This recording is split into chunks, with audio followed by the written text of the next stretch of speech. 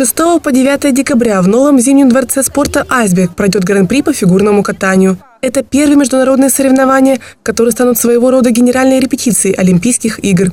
Благодаря программе «Зритель» эти соревнования совершенно бесплатно своими глазами увидит более 700 жителей Лазаревского района. Мы сделали таким образом, чтобы как можно больше охватить наших жителей.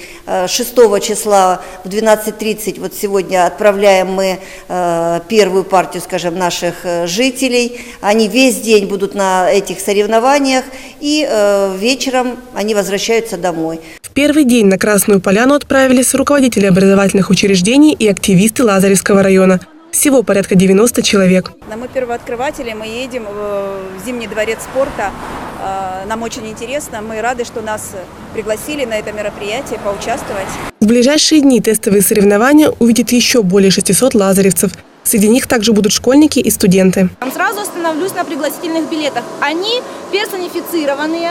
Заменить билет впоследствии нельзя будет, поэтому строго со списком. Кто себя заявил, тот и едет. Если он не может по каким-то причинам осуществить свою поездку, значит, он вычеркивается из списка, и место освобождается. Билет другому человеку мы выдать не можем.